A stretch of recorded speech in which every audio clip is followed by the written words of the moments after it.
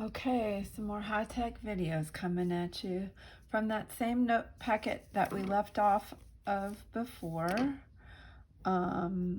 We finished examples through example 3. We're going to do example 4 and 5 on this video.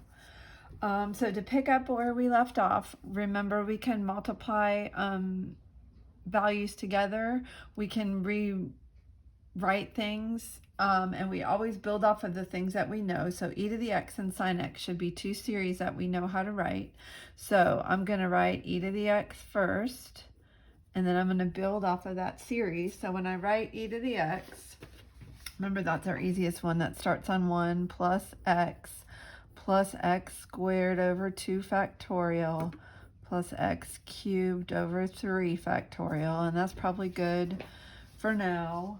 And then I'm going to write out the sine function, or the sine series, sorry, it's not a function, it's a series.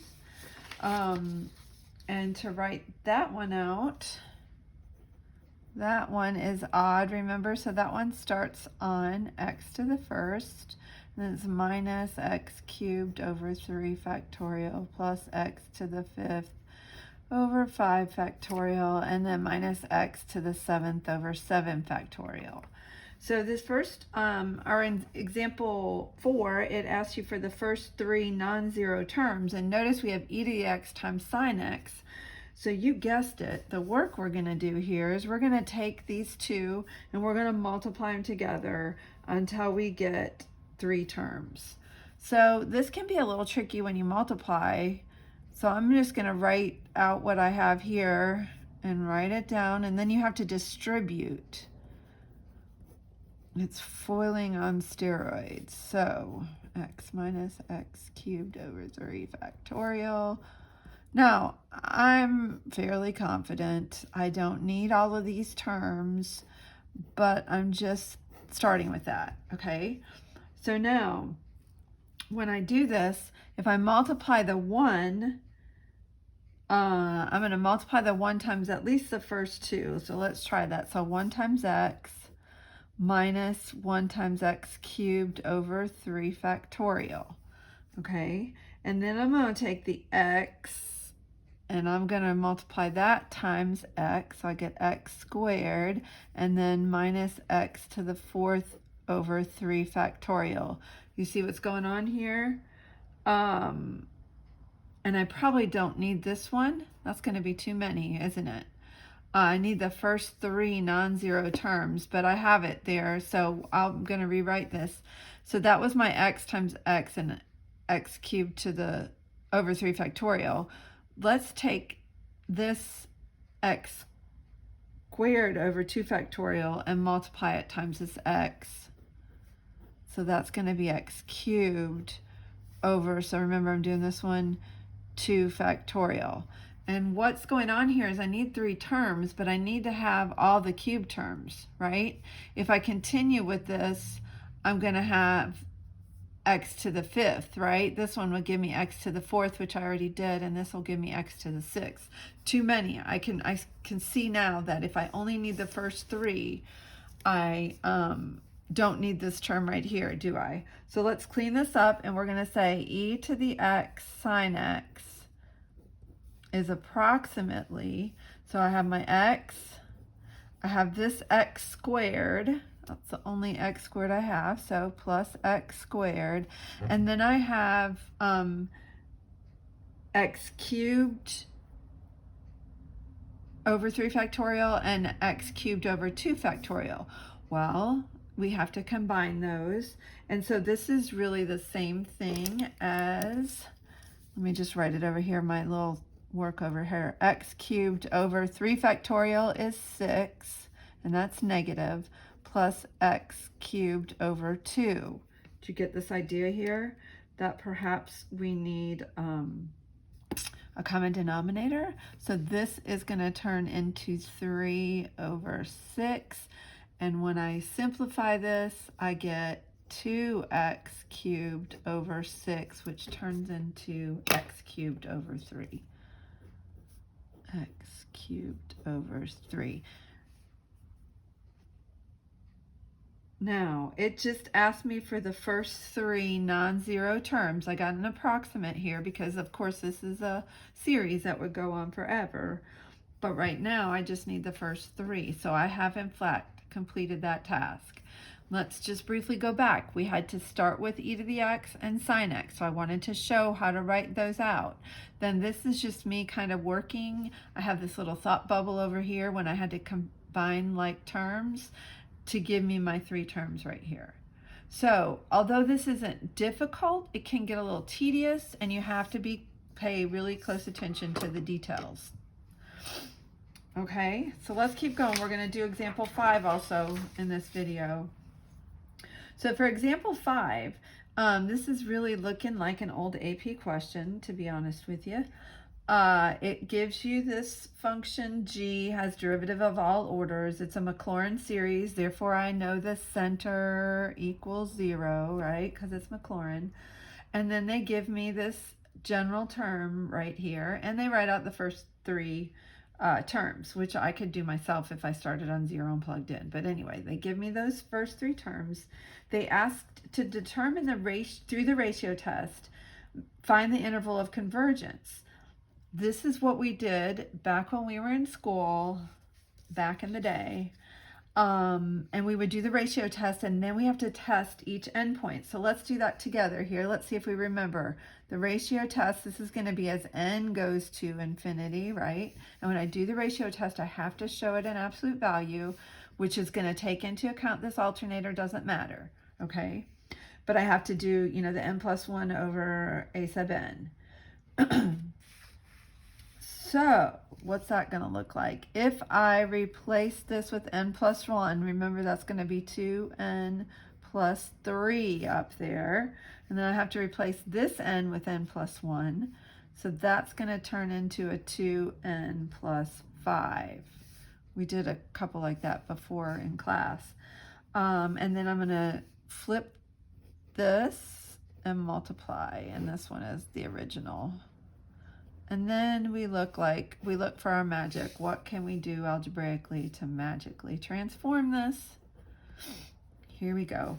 And as I look at x to the 2n plus 3 and x to the 2n plus 1, I believe that can simplify down into x to the, let's see what happens.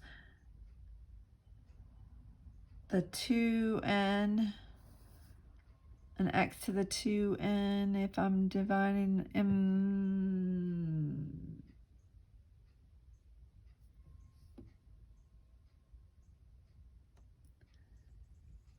Isn't that just going to leave me with an x squared here? Yeah, because 2 n's will cancel out, and 3 minus 1 is 2. Okay, good. And then I still have 2n plus 3 over my 2n plus 5. Okay, that works. And now, again, n's going to infinity. X is along for the ride. What happens here? Well, now this limit right here would be 2 over 2 or just a 1 if we let n go to infinity. So this turns into the absolute value of x. And then remember, times 1, right? Because the limit of this is 1. And we force that to be less than 1. Because we know for this to work, it has to be less than 1 for a ratio test to work. And now what we're looking at is x is less than 1 or negative x is less than 1, which is going to give us that interval of -1 to 1. But again, I don't know if I put parentheses or brackets here. I have to go and show my work for testing each endpoint. So if we test x equals -1 in our general term, so now we have -1 to the n, that x right there turns into a -1 to the 2n plus 1 all over 2n plus 3, right? And then this is going to turn into what? If we take all of this and simplify, well, these right here, keep my summation, -1 to the n times -1 to the 2n plus 1 is going to become -1 to the 3n plus 1, because we add those together over our 2n plus 3. So this is an alternating series. We start on 0, we have negative 1/3, da da da. It's gonna, this is gonna be an alternating series. So for alternating series, I wanna think about the limit as n goes to infinity. Whoops, infinity, there we go. Take away the fact that it alternates, and that limit equals 0. What else has to happen for alternating series since this is alternating? I'm thinking of my alternating series test with the limit without the alternator has to go to 0 and series is decreasing. Right? It's a decreasing series. So it just, I can say this converges by alternating series test, which I would write out the words. So I know that at -1, I can now include that because this converged when I tested -1. And now I have to do the same test and test +1. So let's go for it. N equals 0 to infinity, and we have -1 to the n. We replace this x with 1. It's always going to be a 1 on the top, and we have 2n plus 3. So this goes to, if we clean it up a bit, -1 to the n over 2n plus 3. Again, this is an alternating series, right? Does it look similar to our other one? This is an alternating series. The limit as n goes to infinity, take away the fact that it's alternating, looks very similar than the one I just did, and we get 0, okay? So we can say this converges by AST. Series is decreasing, let me make that note. Okay, so this side also converges, so I can go back up here and I can close in that endpoint also.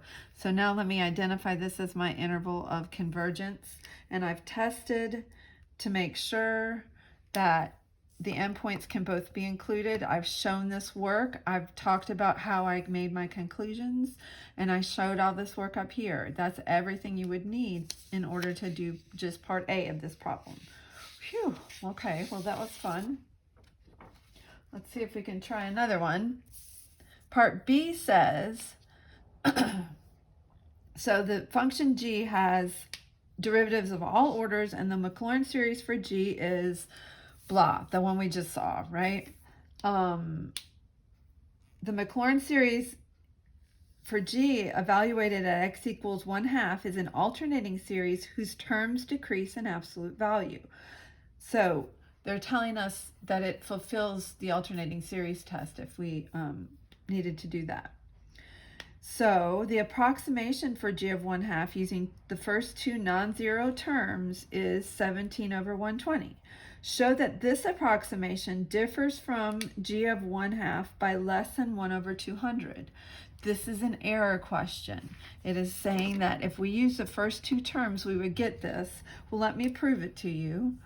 If we use the first two terms to approximate, the first term would be 1/2 over 3 minus the next term. We'd be plugging in here x to the third over 5. So the cube x 1/2 is going to be 1/8 over 5.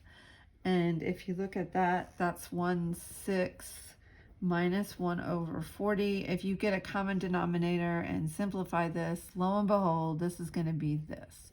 Now, I didn't have to do this part because remember they told me this, okay? But I just wanted to prove to you, if we plug that in here to our and use the first two terms to approximate it, that would be our approximation. So we want to show that this differs from the actual value of this function at 1/2 by less than 1 over 200. So this is alternating. We're going to use alternating series error. And if you remember, that always says, think about what would the next term be That's going to be our error. And the next term is going to come from the third one, which is x to the 5th over 7. And I have this written down here. You have it in your paper too. But anyway, so that at x equals 1/2 would look like this. You have 1/2 to the 5th divided by 7.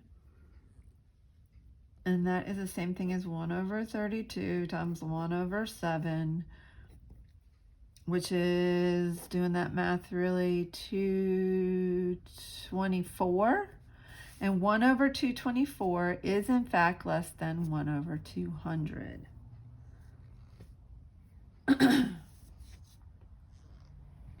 So, alternating series error, this represents our error.